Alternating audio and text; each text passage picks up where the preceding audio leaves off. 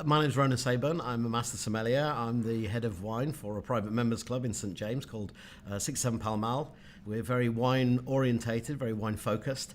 We have a team of 16 sommeliers. We have over 4,000 wines on our wine list and 800 by the glass. So we take it very, very seriously. I mean, I grew up in Yorkshire and we weren't big wine drinkers there. So yeah, probably I drank my first wine when I was late teenager.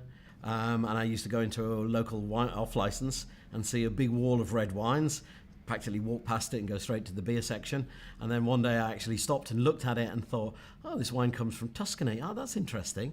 Oh, and this wine comes from Australia, and this wine comes from New Zealand. This is all really interesting. I was doing my A-levels, studying geology, and I was all set to go off to university to study geology. And during the summer break, I kind of fell into catering. So I moved over from my geology degree into hospitality business management with the intention of going to become a hotel manager. After doing that, got various jobs kind of as restaurant manager. Up in Yorkshire, back in those days, you didn't have very many sommeliers. So as restaurant manager, you were expected to look after the wines and the wine list yourself. So I did that. And found the wine side of things far more fascinating than the sort of management, hotel management side of things.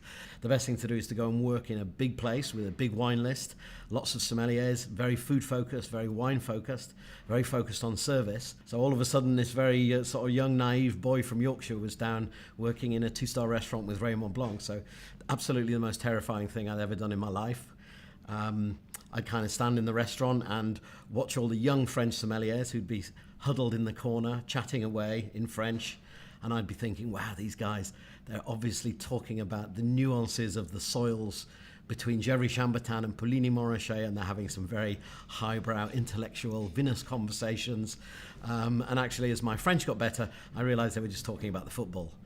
So really, so I kind of went down there as like very naive, open-eyed. I'd done a lot of wine study, but tasting these great wines, the legendary wines, the classic chateaus from classic regions was very new to me. So every day at the Manoir, I remember it was a revelation. You'd open wines and absolutely, it was just every day learning by tasting. Myself and other sommeliers weren't born with any kind of God-given gift to be able to taste. It's all developed, it's all worked on. It's a skill that takes practice. It's a great career, but when you're younger, you have to put the hours in. You have to put the dedication in. I mean, service skills, you can't develop out of a book. You've got to be there on the floor. You've got to be doing it. So that's what it is, just repetition and doing it every time at the best level that you can do it. I always say to the sommeliers here that they'll spend a lot of time working on the floor. It's a great thing to do. It's a sociable job. Working with customers and figuring out what a customer actually wants from their experience are different from table to table. That takes experience. You might have one table, two very serious business people that are having a very intense conversation. You may get a couple which are out on a first date.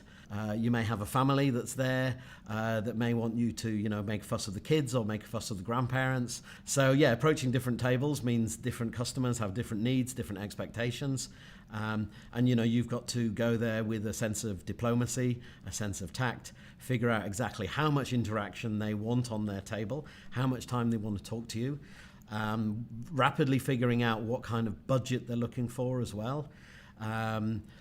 It's kind of probably 15 years ago, it was a kind of thing where you would never mention budget. You would never say to them how much you're willing to spend, but you can be subtle about it. You can, whoever's got the wine list, you can say, well, I could recommend this wine to you, and you could indicate on the wine list a wine which is an inexpensive wine, or you could say, oh, would you like a wine kind of this style, and indicate a slightly more expensive wine, and get an idea for them what they're wanting to pay without asking them directly and without them kind of having to state that in front of their guests. But I always think that it's very important, I never would trust a sommelier that tells you what he thinks you should drink before asking you what you drink and what you enjoy.